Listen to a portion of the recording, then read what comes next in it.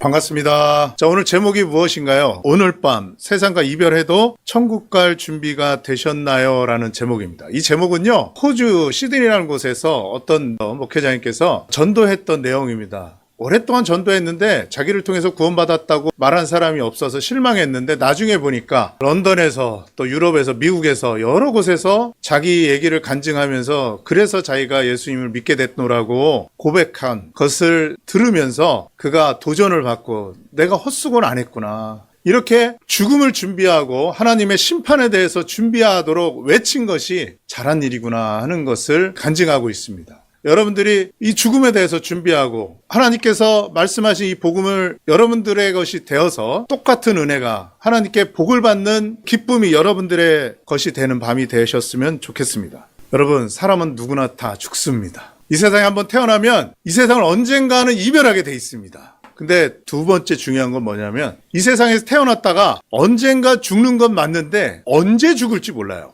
저는 오늘 아침에도 사고가 나서 앰뷸런스에 실려가는 분을 목격했어요. 또 제가 사는 아파트에 형사들이 오고 감식하는 분들이 오셨어요. 어떤 분이 돌아가셨어요. 오늘 아침에도 저는 죽음에 대해서 생각을 해봤습니다. 말씀 한 곳 보겠습니다. 히브리서 9장 27절입니다. 한번 죽는 것은 사람에게 정해진 것이요 그 후에는 심판이 있으리니. 성경에서 이렇게 말하고 있어요. 한번 죽는 것은 정해진 것이랍니다. 누구나 이 죽음을 피해갈 수 없어요. 세상을 살아가면서 피할 수 없는 두 가지가 있다고 하죠. 첫째, 세금이고요. 두 번째, 죽음입니다. 피할 수 없는 게 죽음이에요. 근데 이 죽음이 언제 내게 닥쳐올지 모르기 때문에 오늘 밤이라도 세상과 이별해도 여러분들이 지옥이 아닌 천국에 갈 수 있는지 점검해보는 시간이 되셔야 되는 것입니다.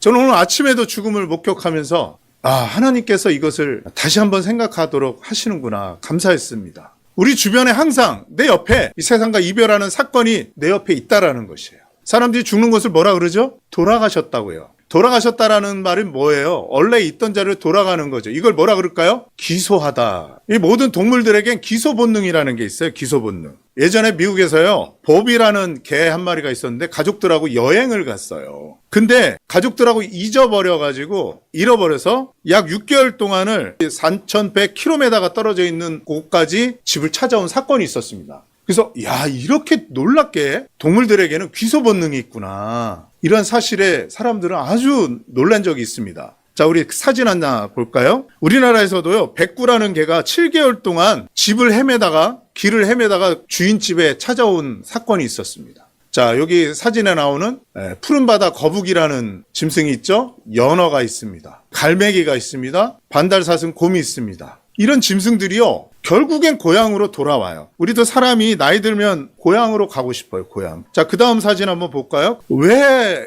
찾아올 수 있냐 이렇게 보니까 연어나 이런 새들이나 거북이나 이 지구는 자기장이기 때문에 고향을 찾을 수 있는 기능이 있더라는 거예요. 하나님이 이렇게 다 만들어 주셨어요. 우리도 사람도 자기 고향으로 돌아가려고 하는 마음이 있어요. 그래서 사람들이 나이 들면 고향 가서 살아야지 이런 얘기를 하는 거예요. 우리의 고향이 어딘지 아십니까? 하나님 앞이에요. 하나님 앞. 에덴 동산이라고도 하죠. 하나님이 우리를 지으실 때 하나님의 형상을 따라 지음받아서 우리를 지으셨어요. 그래서 우리가 죽으면 끝난다라고 하지 않고 돌아가신다 말합니다. 이게 어디로 돌아가는 거예요? 하나님 앞으로 돌아가는 거예요.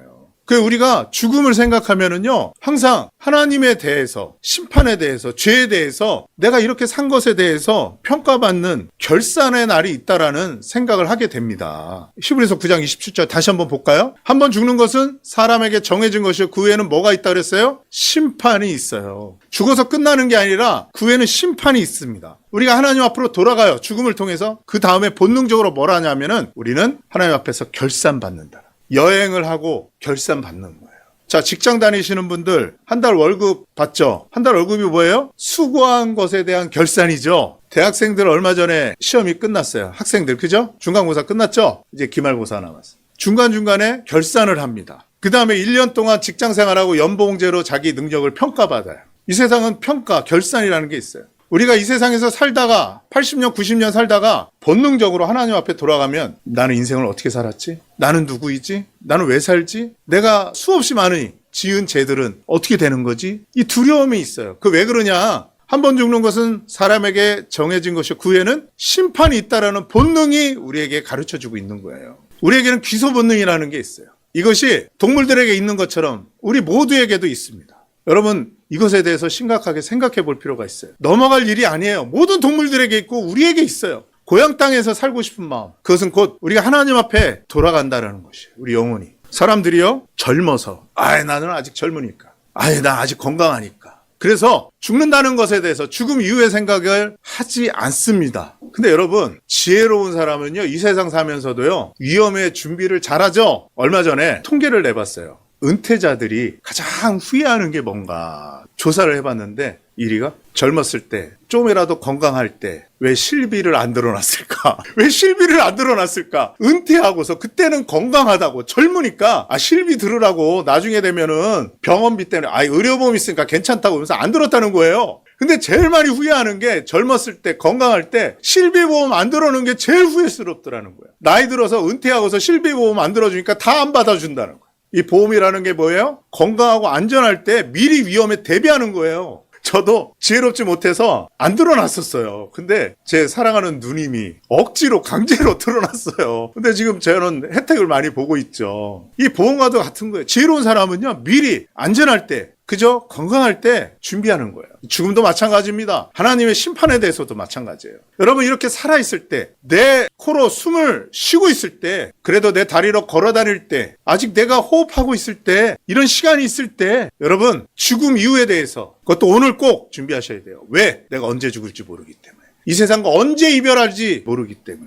준비하셔야 돼요. 그럼 오늘 밤에 우리는 준비할 수 있는가에 대해서 해답을 드리고 마치도록 하겠습니다. 자, 우리는 얼마 전에 세상에서 큰 어른이라고 하는 분이 우리가 이별한 사건이 있었어요. 프란체스코 교황이라는 분이에요. 라틴 아메리카에서 처음으로 교황이 나왔다고 해서 굉장히 세상이 떠들썩했죠. 우리나라에도 왔었죠. 이분이 88세 일기로 선종하셨다. 4월 21일 신문기사가 났어요. 근데 캐톨릭에서는요, 사람을 죽으면은 선종이다 이런 말을 합니다. 옛날에 우리가 김수환 추기경 했을 때도 제가 이것을 복음을 많이 전했어요. 이 선종이라는 말이 무슨 말이냐면요, 착할 선 마칠 종이에요. 잘 맞췄다 이런 뜻이에요. 캐톨릭에서는요, 병자성사, 고해성사, 성체성사, 이 3대 성차를 잘한 분들이 선종했다 이런 말을 합니다. 그러니까 아픈 사람 기름 바르고 우리 기도해 주는 말씀 있죠? 그 다음에 고해성사는 만찬 하기 전에 고해성사합니다. 그 다음에 만찬 뛰는 것을 성체라고 하죠? 성체성사. 그런 것을 잘했을 때에 그것을 잘 마무리했다 해가지고 선종이라고 하는데, 이 말은 무슨 말이냐면 그 인생을 잘 마무리했다 이 말이에요. 그러니까 이 생에서 80년, 90년 사는 자기 인생에 대해서 잘 마무리했어 이렇게만 평가하는 거예요. 중요한 건 죽음 이후에 대해서는 잘 됐어라고 말하지 못하고 있는 것입니다. 이게 중요한 거예요. 근데 교회에서는요, 우리 기독교에서는요, 성도가 돌아가셨을 때 소천하셨다 이렇게 말합니다. 교회면 다 교회가 아니에요. 캐톨릭 교회는 진짜 교회가 아닙니다. 제가 분명히 말씀드릴 수 있어요. 이분들은 선종했다 해서 죽음 이후에는 가봐야 한다 이렇게 말하고 있어요. 그래서 잉여 공로주의를 말하고 있는 거예요. 잉여 공로주의. 그래서 위인들의, 성인들의 그 공로를 내가 차입해가지고 좋은 데로 갈 수 있다 이렇게 가르쳐요. 그래서 천국과 지옥 사이에 연옥이 있다고 가르쳐요. 그래서 연옥에서 또 노력해서 잉여 공로주의를 통해서 천국 갈 수 있다. 죽어봐야 한다 이 말이에요. 근데 교회에서는요, 성경에서는요, 우리는 소천했다고 말합니다. 소천이라는 말은요, 불을 쏘 하늘천이에요. 이 하늘에서 부름을 받았다 이 말이에요. 하늘로부터. 천자는, 하늘천은 성경에서 하나님이란 말을 함부로 못하기 때문에, 여호와란 말을 함부로 못하기 때문에 하늘을 가리켜서 하나님으로 말하는 거예요. 대명사적으로. 하늘에서 부르셨다 이 말은 하나님이 나를 부르셨다 이 말이에요. 아버지 집으로 부르셨다 이 말이에요. 그러니까 캐톨릭은 이 생에서 잘 마무리됐다 이걸 말하는데, 성경, 우리는 성도들은요, 기독교는요, 이 생에서 잘 죽고 천국에 갔어, 아버지 집에 들어갔어, 이 사람은 죄와 상관없이 천국으로 들어간 것이야 라고 확실하게 말해주고 있습니다. 이게 차이점이에요. 그러니까 캐톨릭은 다른 종교에서는 이 땅에서 잘 살았지 뭐 이 정도만 얘기하는데, 성경은 이 땅에서 다 잘 살았다고 말할 뿐만 아니라 하늘에 가서도 천국, 아버지 집에, 아버지 품에 들어갔다라고 성경은 말해주고 있는 거예요. 빌립보서 4장 3절에 보면은요, 나의 동역자들을 도우라, 그 이름들이 생명책에 있느니라 이렇게 말하고 있어요. 바울 사도라는 분이 자기의 동역자들이 많았어요. 조력하는 사람들이, 사역을 조력하는 사람들이. 그 사람들을 좀 도와줘라. 그 사람들의 이름은 이 땅에서의 호적이 있을 뿐만 아니라 저 하늘나라 아버지 집에 호적에 천국에 시민권이 있는 사람들이야. 생명책에 그분들의 이름이 기록된 분들이야. 죽은 다음에 세상과 이별해도 천국에서 다시 만날 분들이야 라고 확실하게 말해주고 있어요. 이게 성경의 가르침입니다. 바울은 이 땅에 살면서도 천국의 시민권이 내가 있음을 분명히 알고 다른 성도들도 있는 자들이 누구인지를 분명히 알고 있었어요. 근데 오늘날 교회라고 간판이 걸려져 있는 개신교에서도 죽어봐야 알죠. 어떻게 내가 교만하게 천국에 갔다고 말할 수 있어요. 갈 수 있다고. 교만한 거 아니에요? 겸손을 가장한 위선이죠. 이건 성경을 잘 모르는 것입니다. 그 다음에 누가복음 10장 20절에 보면 귀신들이 너희에게 항복하는 것으로 기뻐하지 말고 너희의 이름이 하늘에 기록된 것으로 기뻐하라 그랬어요. 예수님이 제자들에게 사역을 시키고 돌아왔을 때 큰 능력을 행하고 큰 사역을 한 것으로 기뻐하지 말아라. 너희들이 쓰임을 받은 것으로 기뻐하지 말아라. 그게 아니고 진짜 기뻐해야 되는 것은 천국에 너희 이름들이 기록된 것이 더 기쁜 일이야. 무엇이 중요한지를 말하고 있는 거예요. 여러분, 다른 종교에서는요, 일반적인 종교에서는요, 이 생에 대해서만 말하지 죽음 이후에 내세에 대해서는 분명하게 확실하게 말하지 못합니다. 왜 그런지 아세요? 해답이 없기 때문에 그래요. 제가 이제 그것을 찾아보려고 합니다. 자, 불교에서는요, 사람이 죽는 것을 보고 뭐라 그러냐면 입적했다 이런 말을 합니다. 들어갈 입자예요. 그 다음에 적막하다 할 때 적자예요. 그러니까 조용한 곳으로 갔다 이 말이에요. 이 세상 시끄럽죠? 우리 부타가 그렇게 했잖아요. 세상에 희로애락을 보면서 도를 깨달았다고 말하잖아요. 이 세상에 슬픈 일들이, 괴로운 일들이 얼마나 많아요. 그것을 다 떠나서 입적했다는 말은 조용한 세상으로 갔다 이 말이에요. 그러니까 이 세상과 이별한 것을 말하는 거예요. 그거는 내세에 대해서 말하지 못하는 거예요. 그 다음에 또 열반했다 이런 말을 합니다. 사후세계를 깨달았다. 그 가신 분들은 깨달은 거야. 이렇게 말하면서 죽음 이후의 세상에 들어갔다라고 말하는 것이에요. 정멸했다. 이 말은 이 세상의 수고를 다 내려놨다 이거예요. 빛이 없는 어두움의 세계로 들어갔다. 성경의 어두움의 세계는 지옥을 말하는 거죠. 교를 믿는 사람 치고 모르는 사람이 없을 정도로 전 세계적으로 유명한 분입니다. 성철 스님이라고 하시죠. 이분은 대체 불가의 굉장히 유명한 분입니다. 10살 때부터 유서, 유교의 책들을 다 읽어버리고요.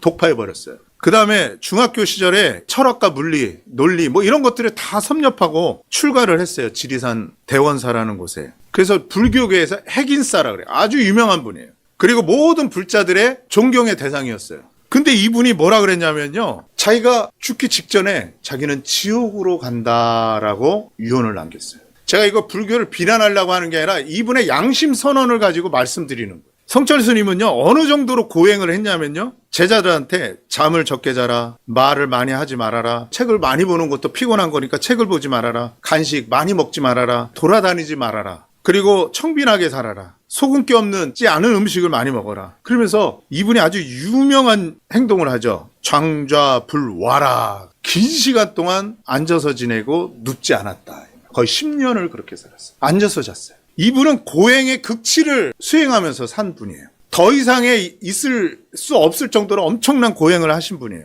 근데 이분이 더 이상의 고행을 할 수 없을 정도로 고행을 했는데 이분의 양심 고백은 뭐냐면 자기는 지옥에 간다. 그러면서 다음 사진 한번 볼까요? 열반송이라는 것을 열반송을 남겼는데 뭐라 그러냐면 이 기사는요 1993년 11월 4일 날 돌아가시고 그 다음에 11월 5일에 조선일보, 동아일보, 경향신문, 중앙일보에 다 실렸던 내용들이에요. 이분이 남긴 글에 뭐라 그랬냐면 생평기강 남녀군 일평생 남녀무리를 속여 미치게 했으니 그 죄업이 하늘에 미쳐 수미산보다 더 크다. 산채로 불에 아비지옥으로 떨어지니 한이 만갈래나 된다. 한 덩이 붉은 해가 푸른 산에 걸렸구나. 그러면서 자기가 그렇게 고행을 하고 자기가 그렇게 수행을 했지만 결국은 지옥에 갈 수밖에 없고 뭔가 답이 있을 거라고 생각하면서 열렬하게 수행을 하고 고행을 했지만 그 가르침들이 많은 남녀의 무리들을 속였다. 진리를 가르쳐 주지 못했다. 지옥을 벗어나지 못하게 했다. 이렇게 고백을 했어요. 그러면서 이분이 남긴 말이 있어요. 왼쪽에 보시면 산은 산이요 물은 물이로다. 아주 유명하죠. 이게 오늘 무슨 말인지 제가 분명하게 해석을 해드릴게요. 이게 아주 어려운 해설이 아니에요. 성경에 이와 같은 말이 있어요. 여러분, 이분은 지옥을 피할 수 있는 답을 못 찾으신 거예요. 그러나 하나 깨달은 거예요. 그게 뭐냐? 산은 산이요 물은 물이로다. 이 말이었어요. 다음 사진 한번 볼까요? 이분 이제 화장하는 거죠? 이분이 유언으로 자기 딸에게 남긴 말입니다. 내 인생을 잘못 선택했다. 나는 지옥에 간다. 내 죄는 산보다 높고 바다보다 깊은데 내 어찌 감당하랴. 내가 80년 동안 포교한 것은 헛된 것이로다. 우리에게는 구원이 없다. 죄값을 해결할 자가 없기 때문이다. 이러면서 나는 잘못 선택했다. 이렇게 고백하고 죽었어요. 죄값을 해결할 수 있는 사람이 없다! 이 말이에요. 이건 무슨 말이에요? 자기가 자기 죄를 해결할 수 없는 것을 알았고 다른 불자들이 자기 죄를 대신 해결해 줄 수 없다라는 것도 깨달은 거예요. 굉장히 중요한 양심 고백이에요. 저는 불교의 교리에 대해서 말하는 게 아니에요. 가장 불교계에서 고행을 하고 수행을 했던 양심 고백을 하는 거예요. 이것을 보자는 거예요. 이분이 더 충격적인 얘기를 했어요. 다음 사진 보면은요. 사탄이여 어서 오십시오. 나는 당신을 존경하며 예배합니다. 당신은 본래 거룩한 부처님입니다. 그러면서 부처나 사탄이 같은 분이래요. 이게 엄청나게 충격적이었어요. 우리나라에 불교에 엄청난 충격을 줬어요. 극락세계를 들어가기 위해서 우리가 불교를 믿는데 왜 이렇게 되는 거냐. 그런데 나중에 어떤 분이 또 나오셔서 불자라는 분이 나오셔서 해석을 해주는데 뭐냐면 당신이 지옥에 떨어지는데 내가 지옥에 가서 당신을 만나야 되지 않겠습니까? 내가 수행을 많이 했으니 당신을 만나러 나는 지옥에 가야지요. 이렇게 말을 해석을 합니다. 유튜브에 떠 있어요. 불교계에서 그렇게 해석을 했어요. 이 말을. 그게 무슨 말이냐. 불교를 믿으면 결국은 지옥에 간다는 거예요. 불교 지옥에 가기 위해서 불교 믿는다는 거. 이 말이 안 맞죠. 이상한 해석이죠. 성철의 고백은 무슨 말이냐. 산은 산이요 물은 물이다. 이 말은요. 양심 고백이었어요. 자기들의 죄를 해결할 자가 자기들에게는 없다라는 것을 깨달았고요. 자기의 죄가 해결을 하지 못하는 문제구나. 이걸 깨달았어요. 그래서 한 말이 산은 산이요 물은 물이로다. 산이 물이 될 수 있다 없다? 없다. 물이 산이 될 수 있다 없다? 없다. 이 말이에요. 이분이 이걸 깨달았어요. 성경 말씀, 에레미야 말씀 보시겠습니다. 13장 23절입니다. 성경에 놀라운 말씀이 있어요. 구스인이 그 피부를, 표범이 그 반점을 변하게 할 수 있느냐? 만약에 할 수 있다면 악에 익숙한 너희도 선을 행할 수 있으리라. 그러니까 너희는 선을 행할 수 없다 이 말이에요. 자, 구스인이라는 말은 흑인을 말하는 거예요. 흑인. 흑인이 그 피부를 하얗게 할 수 있어요 없어요? 없죠. 표범에게 반점이 있죠. 반점은 없앨 수 있어요 없어요? 표범이. 없죠. 절대 있을 수 없는 일이에요. 우리가 죄인으로 태어나기 때문에 아무리 고행을 하고 아무리 많은 수행을 한다 할지라도 자기가 행위를 개선하고 노력을 하고 앉아서 잠을 자고 눕지 않는 생활을 10년을 했을지라도 자기 안에 있는 죄가 변하지 않고 자기 안에 들끓는 그 죄악이 없어지지 않는다는 것을 성철 그분은 깨달은 거예요. 그래서 산은 산이고 물은 물이구나. 사람이 변하게 할 수 있는 게 없구나. 죄인으로 태어나면 죄인을 벗어날 수 없는 거구나. 이 내 죄값에서 내가 벗어날 수 없는 거구나. 그래서 나는 지옥에 갈 수밖에 없는 거구나. 그걸 깨달은 거예요. 성경은 이것을 이미 수천 년 전부터 말하고 있어요. 흑인이 백인이 될 수 없고 표범이 그 반점을 없앨 수 없는 거예요. 죄인이 의인이 될 수 없는 거예요. 죄인이 자기 죄값을 갚을 수 없는 거예요. 쉽게 말씀드리는 거예요. 자, 사과나무가 있어요. 근데 내 소원이 생겼어요. 사과나무를 배나무로 변화시키고 싶어. 변할 수 있어요 없어요? 없죠. 근데 좋은 화학 비료가 나왔대. 이거를 바꿀 수 있대. 그래서 화학 비료를 사다가 매일 갖다 벗어. 그러면서 제발 비니까 제발 빕니다. 제발 빕니다. 사과나무가 배나무가 되게 해주세요. 변할까요 안 변할까요? 안 변합니다. 절대로 변하지 않습니다. 아, 시간이 짧았나? 10년 해보자. 변하게 해주소서. 변할까요? 안 변합니다. 사과나무는 아무리 정성을 다하고 좋은 퇴비를 주고 비료를 뿌린다 하더라도 사과나무일 뿐이에요. 이 세상에서 아무리 좋은 학문을 한다 하더라도 죄인은 죄인일 뿐이에요. 산은 산일 뿐입니다. 물은 물일 뿐이에요. 그 다음에 아무리 수행을 하고 노력을 한다 할지라도 행위를 개선한다 할지라도 내 죄값은 없어지지 않아요. 죄값은 치러야지 없어지는 거예요. 무슨 말인지 아시겠죠? 근데 불교에서는 자기 죄를 대신해서 해결해 줄 사람이 없다라는 것을 성처럼 깨달으신 거예요. 그래서 수많은 이 죄값을 어떻게 치러야 되나. 그러면서 산은 산이요 물은 물이로다. 이분이 일찍이 성경을 알았으면 좋았을 뻔했어요. 성경이 이렇게 또 말합니다. 이사야 1장 4절 말씀 보겠습니다.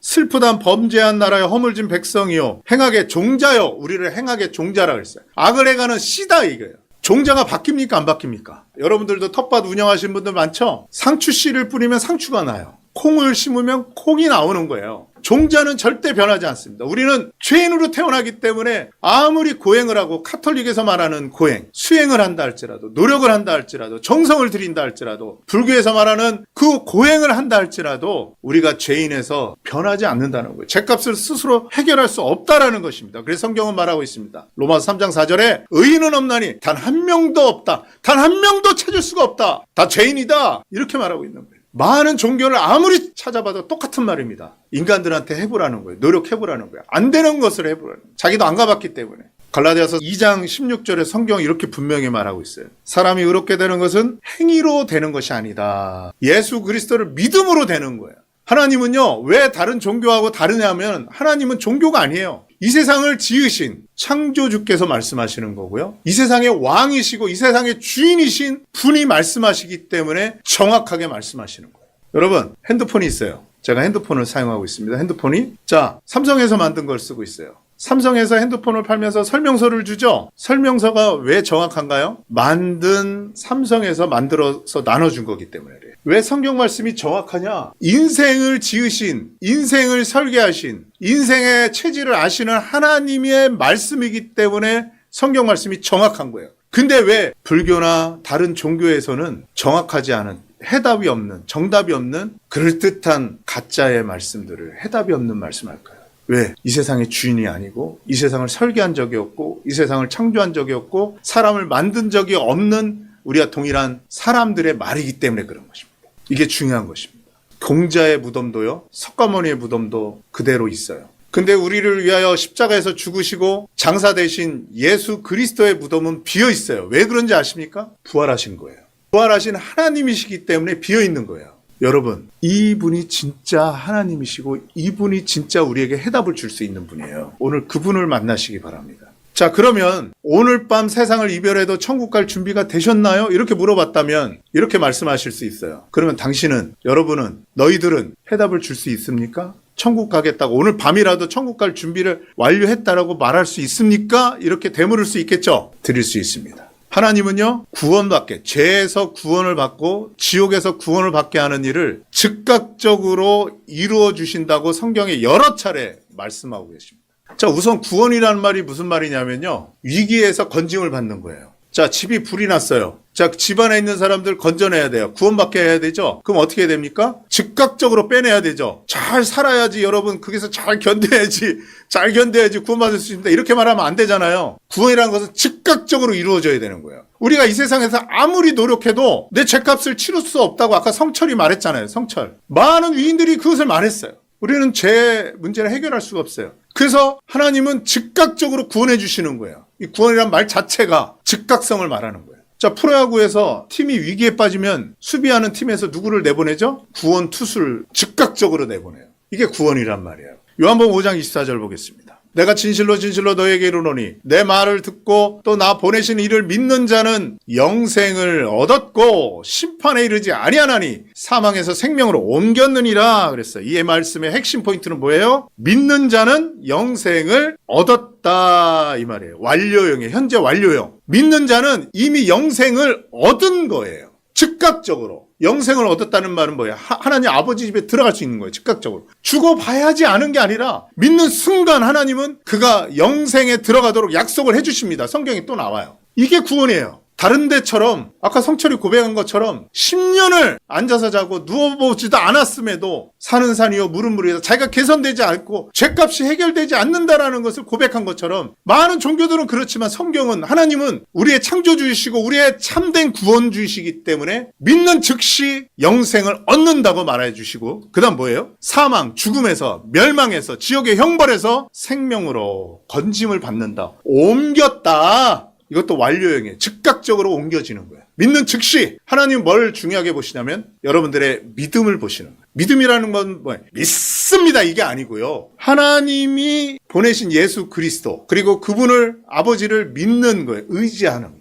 아, 이분이 내 죄 때문에 십자가에서 죽으셨지. 내 죄값을 대신 치러주신 분이지. 이것을 믿는 즉시 그래. 그래서 내가 지옥에 안 가게 되었네. 누구 때문에? 예수님 때문에. 이것을 믿는 즉시 그 효력이 발생하는 거예요. 그래서 사망에서 생명으로 옮겨지고 그에게 하나님은 그 믿음을 보시고 뭘 주시냐면 하나님의 자녀의 신분을 주시고 의인이라고 하시고 이제는 죄인이 아니다라고 선언해 주신다고 로마서 4장 3절 4절 5절에 기록해 놓으신 약속이에요. 왜? 하나님이시니까. 창조주이시니까. 그분은 예수 그리스도를 통해서 우리의 완전한 구원을 준비해 놓으신 분이에요. 다른 종교는요, 한번 해봐라 너희들이 잘 될 수도 있지 않아? 이런 얘기예요. 근데 하나님은요, 성경은요, 우리가 못하기 때문에 사는 산이요 물은 물이고 흑인은 흑인이고 표범은 표범이기 때문에 죄인이 스스로 변할 수 없기 때문에 내가 대신 다 해줄게 너희들 위해서 이렇게 말하고 있어요. 우리 방송하는 이 장소에요, 학생이 한 명 와 있어요. 초등학생이 아무것도 할 줄 몰라요. 근데 엄마 부모님 옆에만 붙어 다녀요. 그럼 학교 다니죠, 먹고 살죠, 옷 입죠, 공부하죠, 다 해. 왜? 부모가 대신 다 해주니까. 인생이 이런 거예요. 하나님이 세워놓으신, 지으신 세계는 이렇게 돌아가는 거예요. 은혜로 사는 거예요, 은혜로. 자, 그래서 성도들이 죽는 것을 소천했다. 하나님 앞으로 불렀다. 구원받은 성도들을 하나님 부르셨다. 이렇게 말하는 거예요, 하늘로. 에베소서 2장 8절 말씀 또 보시겠습니다. 너희는 그 은혜에 의하여 믿음으로 말미암아 구원을 받았으니 이것이 너희에게서 난 것이 아니요 하나님의 선물이다. 너희가 그 은혜에 의하여, 은혜라는 말은요, 사랑받을 자격이 없는 우리에게 사랑을 베풀어 주시는 하나님의 호의예요. 첫째 중요한 건 뭐예요? 우리는 하나님께 사랑받을 만한 행동을 한 적이 없어요. 하나님이 없다고 하고 하나님을 반역하고 다른 종교에 기웃거리고요, 불교에 기웃거리고 무당에 가서 묻고요, 철학에 빠지고요, 어떨 때는 학문에 빠지고요, 이러면서 하나님 대신 하나님 잘 밀어내고 내가 주인이 돼서 내 마음대로 살아서 하나님 앞에 선물을 받을 만한 행동을 한 적이 없어요. 그럼에도 불구하고 하나님은 원수 같은 우리를 사랑으로 대하셨다라는 게 은혜라는 말이에요. 부모가 자식한테 그러죠. 아무리 불효자라도 배가 고픈 아들한테 밥을 주는 게 부모잖아요. 똑같은 거예요. 그 은혜에 의하여 우리는 범죄하고 하나님 곁을 떠났지만 하나님은 독생자 예수 그리스도를 이 세상을 사랑하셔서 우리를 위해서 내어주셨어요. 이렇게 하신 것은 우리가 멸망하지 않고 영생을 얻게 하려 하시며 요한복음 3장 16절에 말하고 있어요. 이게 하나님의 은혜예요. 그 은혜에 의하여 구원을 받았으니 지옥에 안 가고 천국에 갔다. 구원을 받았다. 이거 뭐예요? 완료형이에요. 즉각적으로. 믿음으로 말미암아 하나님이 예수님을 통해서 해놓으신 일을 믿음으로 의지함으로 말미암아 이제 내가 지옥에 갈 일이 없구나. 예수님이 대속해 주셨으니까 즉각적으로 지옥에서 건져주시는 거예요. 지옥 갈 운명을 지워주시는 거예요. 이게 구원입니다. 그래서 이것이 우리에게서 난 것이 아니에요. 그러니까 성철 스님이 이걸 모르는 거예요. 그래서 그 고행을 하고 지옥에 간 거예요. 불쌍하죠. 우리에게서 나는 게 아니에요. 하나님께서 거저주신 선물이에요. 선물 뭐예요? 그냥 주죠. 대가 안 바라는 거예요. 하나님이 그냥 주시는 거예요. 왜? 사랑하니까. 그 다음 말씀 사도행전 16장 30절에 또 있어요. 이 빌립보 간수에게 하는 말인데요. 선생님, 내가 어떻게 해야 구원을 받겠습니까? 이러니까 주 예수를 믿으라. 그러면 너와 내 집이 구원을 받으리라. 믿으라. 그러면 즉각 구원을 받는다. 이렇게 또 말하고 있습니다. 즉각적인 구원이에요. 로마서 10장 9절에 보면은요, 내가 만일 내 입으로 예수를 주로 신하며 또 하나님께서 주를 죽은 자 가운데서 살리신 것을 내 마음에 믿으면 구원을 받으리라. 예수 그리스도께서 죽은 자 가운데서 우리의 죄를 다 대속하시고 죽은 자 가운데서 살리신 것을 믿으면 즉각적으로 구원을 받는 것이다. 이렇게 또 말씀하시요. 벌써 4군데 5군데예요. 마지막으로 진짜 이런 일을 예수님이 행하시고 선언하신 말씀을 살펴보고 마치겠습니다. 성경에는요, 믿는 즉시 구원받은 사람이 등장합니다. 십자가에서 잠시 후면 죽게 되는 강도가 있었어요. 그 강도가 십자가에서 죽기 직전에 믿음 때문에 구원을 받습니다. 오늘 내가 나와 함께 낙원에 있겠다 이렇게 말합니다. 자, 그 전에 우리는 이 십자가의 형벌에 대해서 잠깐 보고 넘어가겠습니다. 다음 사진 볼까요? 십자가는요, 가장 참혹한, 두려운, 무서운 형틀이에요. 사람을 십자가에 매달기 전에 채찍질을 합니다. 그리고 십자가에서 죽게 되는 그 사람의 가족들은요, 돈을 주고서라도 로마 군인들한테 십자가에 못 박기 전에 채찍질을 많이 해달라고, 미리 죽을 수 있으면 죽게 해달라고 그렇게 부탁을 해요. 청탁을. 왜 그러냐? 저 채찍을 보세요. 끝에 갈고리가 있어요. 그 다음에 납덩어리가 붙어 있고 쇠나 동물 뼈로 만든 갈고리가 있어요. 이것을 내려치면 어떻게 됩니까? 다 쭉쭉 찢어져요. 살점이다. 자, 오른쪽 사진을 보면 사람을 저 기둥에 매달아 놓고 꼼짝 못하게 합니다. 그리고 그 힘이 센 로마 병사들이 엄청나게 채찍질을 하고 머리부터 발끝까지 채찍을 다 맞아서 살이 등이 발꼬랑처럼 패여지는 거예요. 여기서 끝나는 게 아닙니다. 사람의 못을, 대못을 10cm, 15cm, 20cm 되는 못을 손과 발에 못을 박아요. 이 뼈와 뼈 사이에, 발에도 뼈와 뼈 사이에 그 대못을, 굵은 대못을 꽝 꽝 박아서 매달아 놓습니다. 그럼 어떻게 될까요? 오른쪽 밑에 사진 보세요. 사람이 축 처져가지고 이 횡격막이 위를 눌러요. 심장을, 폐를, 숨을 못 쉬어요. 엄청난 고통 중에 죽어가는 것이 바로 십자가 형틀입니다. 가장 잔혹한 십자가예요. 근데 나중에 AD 400년경에 그때 콘스탄티누스에 의해서 이 십자가 형틀이 없어져요. 예수를 국교로 삼으면서 없앴습니다. 누가복음 23장 43절을 보겠습니다. 예수님께서 십자가에 매달리실 때 양편에 강도 둘이 있었어요. 근데 예수님 죽기 직전에 한편의 강도는 회개하고 구원을 받아요. 그래서 예수님이 뭐라 그러냐면 오늘 예수님이 십자가에 달리셨을 때 오늘 내가 회개한 강도예요. 십자가에서 회개한 강도예요. 강도. 나쁜 짓만 하던 살던 사람. 강도가 나와 함께 낙원에 있겠다. 천국에 들어가기 돼 있다. 낙원은 하나님의 나라예요. 아버지 집에 들어가기 전에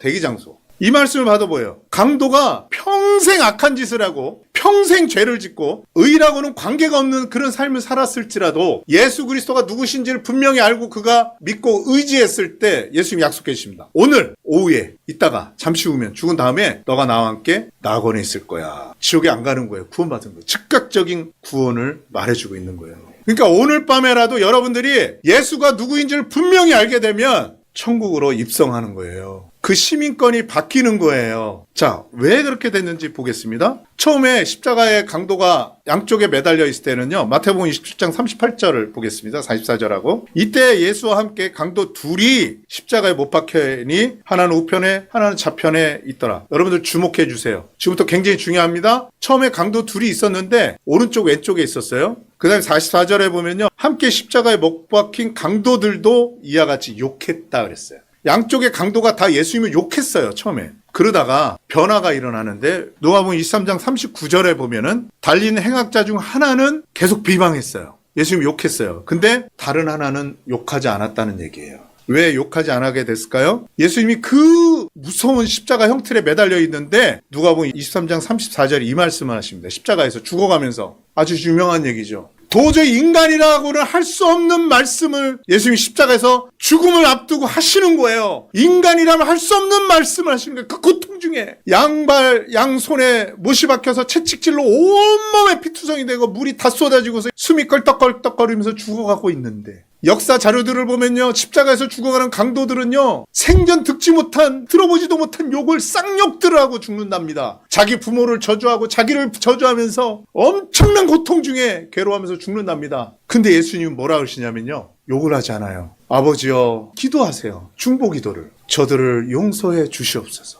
자기들이 하는 것을 알지 못해서 그러합니다. 자기를 십자가에 못 박은 그 사람들을 용서해달라고 사랑의 말씀을 하시는 거예요. 눈물 나지 않습니까? 정말 이거 놀라운 일입니다. 인간이라면 할 수 없는 말이에요. 저는 이것을 이렇게 설명드리고 싶어요. 그림 하나 보겠습니다. 자, 여기 컵이 두 개가 있습니다. 왼쪽 컵은요. 맑은 물만 들어있어요. 맑은 물만. 그럼 막 흔들고 휘저어도 물이 계속 맑겠죠. 근데 오른쪽 컵은요. 흙탕물이 진흙이 깔려 있어요. 그냥 내버려두면 어때요? 물이 깔아앉아 있어서 깨끗해 보이죠. 근데 막 휘저어버리면 뭐가 나와요? 흙탕물이 나오는 거야. 근데 그냥 평상시에는요. 다 맑게 보여요. 근데 깨끗한 물은 흔들어도 깨끗한 물이야. 근데 진흙이 깔려 있는 물은 흔들면 진흙물이 정체가 드러나는 거야. 강도들이 예수님을 욕하는 건 인간적으로는 정상적인 거예요. 흙탕물이 들어있는 거예요. 마태복음 15장에 보면 사람이 입으로 들어가는 것이 더럽게 만드는 게 아니라 사람 마음속에서 나오는 것이 더러운 것이다 그랬어요.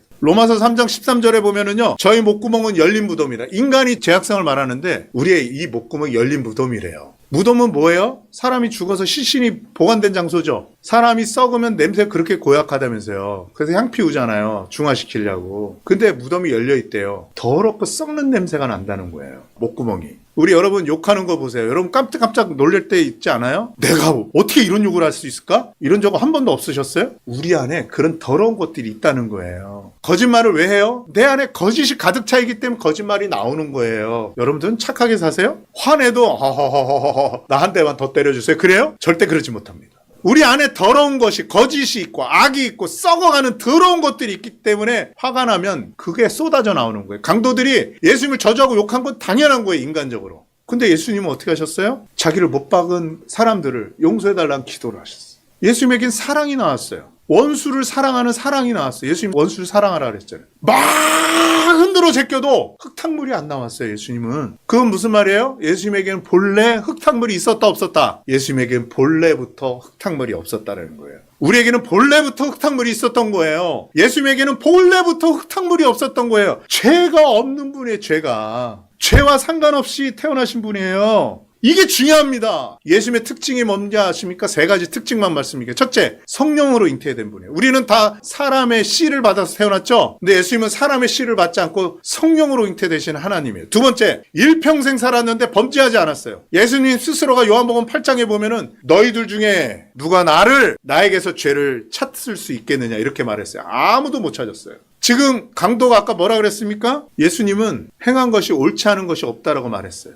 자, 성경에서 마태복음 1장 20절에 성경이 이렇게 말하고 있어요. 내 아내 마리아 데려오기를 무서워하지 말아라. 그에게 잉태된 자는 성령으로 예수님의 출생을 말하는 건데 출생 자체가 성령으로 잉태된 거다. 지금부터 6,000년 전에 예수님의 출생을 예언했는데 뭐라 그러냐면 남자의 후손이 아닌 여자의 후손으로 태어날 거라 그랬어요. 그래서 예수님은 죄와 상관없이 마리아의 몸을 빌려서 이 땅에 오신 하나님이시라는 거예요. 부타, 공자, 맹자하고 다른 분이에요. 이분은 안에 흙탕물이 없었던 분이라고요. 죄악이 없었던 분이에요. 오직 하나님은 사랑이시라. 사랑만 있었던 분. 아까 말씀드렸죠? 누가복음 23장 40절에 이렇게 말했습니다. 이 강도는요, 예수님이 행한 것은 옳지 않은 것이 없다라고 말하면서 예수님은 범죄하지 않았다 이렇게 말했어요. 예수님을 심판한 빌라도가 3번 말했어요. 3번이나 법정에서 예수님은 죄가 없다. 죄를 찾지 못했다. 예수님에게서 이렇게 고백했어요. 그럼 죄가 없다는 거예요. 삼심제에 의해서. 예수님을 3년 동안 따라다녔던 베드로가 말했어요. 예수님은 범죄치 아니하셨다.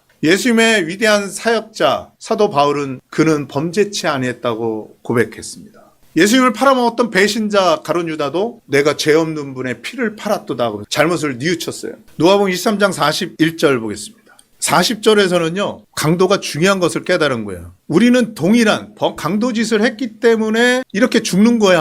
하나님을 두려워야지, 인간아. 너는 왜 예수님을 계속 비방하고 있니? 우린 당연히 죽는 거야, 십자가에서. 우리 죄값을 치르러. 그렇게 말했고요. 41절에서는 이분이 행한 것은 옳지 않은 것이 없다. 죄가 없음을 고백했습니다. 강도가 깨달은 건 뭐냐 하면은요, 예수님이 원수를 위해서 기도하는 것을 보고 이분은 우리와 같은 죄인 사람이 아니구나. 죄와 상관없는 분이구나. 사랑의 하나님이시구나. 이걸 깨달은 거예요. 죄가 없는 분이구나. 그 다음에 이분은 죄 없이 죽는 거구나. 행한 것이 옳지 않은 것이 없다. 이 말은 뭐예요? 십자가는 강도들이 죽는 것인데 죄 없이 누군가를 대신해서 죽는다는 걸 깨달은 거예요. 바로 자기 자신을 위해서 죽는 거예요. 이 강도는 그것을 깨달았어요. 그래서 그렇게 증거하는 거예요. 우리는 강도짓해서 그 결과를 받는 것이지만 이분은 행한 것이 옳지 않은 것이 없어. 근데 이렇게 강도처럼 죽는 거야. 너는 왜 그것을 못 깨닫는 거니? 이렇게 다른 편 강도에게 말하고 있는 거예요. 누가복음 23장 42절에 이렇게 말합니다. 그의 신앙입니다. 예수여, 당신의 나라 임하실 때 나를 기억하소서. 이 말이 왜 중요하냐? 예수님을 향해서 말하는 거예요. 신앙 고백이에요. 신앙 고백. 당신의 예수님의 나라가 있다는 걸 깨달았어요.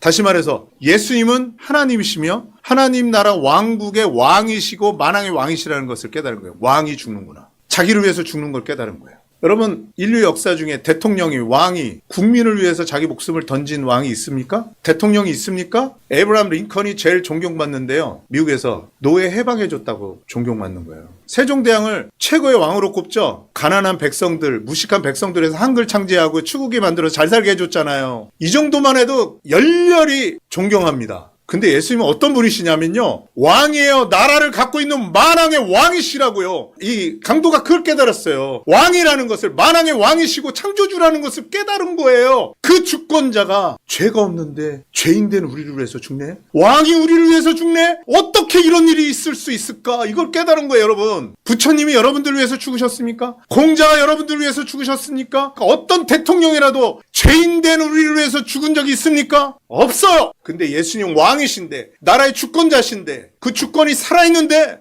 우리를 위해서 죽으신 거예요. 놀랍지 않습니까? 얼마나 놀랐습니까? 이 강도가 그걸 깨달은 거예요. 이분은 죄가 없구나. 흙탕물이 없구나. 하나님이셨구나. 그래서 고백하는 거예요. 당신의 나라에 임하실 때 이분이 왕위에 즉위하시고 우리를 데리러 오실 분이구나. 이걸 깨달은 거예요. 그래서 나를 기억해달라는 거예요. 이 사람의 양심이 회복됐어요. 주님, 나 그 나라에 데리고 가주세요. 이게 아니에요. 미안하잖아. 평생 강도짓만 하고 못되게 하나님께 감사하지도 않고 하나님 찾지도 않고 지멋대로 살았던 내가 강도짓에서 죽는 게 당연한데 이분이 왕이신데 나를 위해서 죽는다는 걸 깨달으니까 염치가 없잖아요. 고개를 못 들 것 같잖아요. 그러니까 좀 생각해 주시면 안 될까요? 저 좀 생각해 주시면 안 될까요? 누구를 의지하는 거예요? 예수님을 의지하는 거죠? 당신의 능력이 나를 구원하실 수 있습니다. 당신의 허락이 있으면 나는 천국에 들어갈 수 있습니다. 당신께서 허락하시면 내가 들어갈 수 있습니다. 모든 구원의 근원은 당신입니다. 이것을 고백하는 거예요.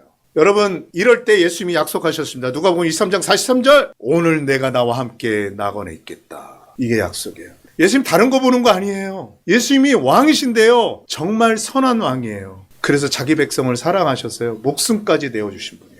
죄인들을 위해서. 그러면서 자기를 의지하는 그 강도의 그 마음의 믿음을 보시고 내가 너 죄 다 해결했어. 그래, 너 나를 의지하는구나. 들어와. 낙원에 있자. 하늘나라에, 하나님 나라에 너는 갈 수 있어. 나라에 들어갈 수 있으니까 그 나라의 시민권을 예수님이 주신 거예요? 안 주신 거예요? 주셨죠? 이 강도가 처음에는 이스라엘 백성이었어요? 이제 낙원에 있겠다. 이 말은 하나님 나라에, 하늘나라에 시민권을 주신 거예요? 안 주신 거예요? 주신 거죠. 한 번 태어나고 다시 태어났죠? 거듭난 거예요, 이 사람. 신분이 변화된 거예요. 그 나라의 시민권을 얻은 거예요. 시민권을 얻었으니까 죽도록 구원을 이루지 못한다 할지라도 삶이 안 따라줘도 시민권을 얻었으니까 그 나라에 들어갈 수 있어요, 없어요? 시민권이 나오면 즉각적으로 그 나라에 갈 수 있는 거예요. 제가 10수년 전에 미국에 들어갈 수 있었어요. 초청장이 들어왔어요. 초청장이 있고 시민권이 있으면 언제든지 그 나라에 들어갈 수 있는 거예요. 왜? 신분적으로 들어갈 수 있는 권리가 주어진 거예요. 이가 강도였는데 예수님이 하신 예수님의 모습을 보고 예수님께 의지하니까 그 믿음을 보시고 너에게 시민권을 준다. 내가 왕인데 내 나라의 시민권자야. 이제 너는 나와 낙원에 있을 거야. 이렇게 고백하시는 거예요. 약속해 주시는 거예요. 이 사람은 오늘 밤 그날 당시 십자가에 매달린 그날 당일 예수님을 믿었기 때문에 천국 갈 준비가 된 것입니다. 여러분들도 마찬가지입니다. 예수님께서 만왕의 왕이시고 그 왕이신 그분께서 여러분들의 죄값을 위해서 죽으셨다라는 것을 저는 분명히 말씀드립니다. 성경에서 말씀하시고 2000년 전에 그것은 사실로 만 백성이 만국이 다 보고 알려진 일이에요. 그것을 여러분들이 믿고 예수님이 내게 죄값을 다 치러줬구나. 그래서 나는 지옥에 안 가게 됐구나.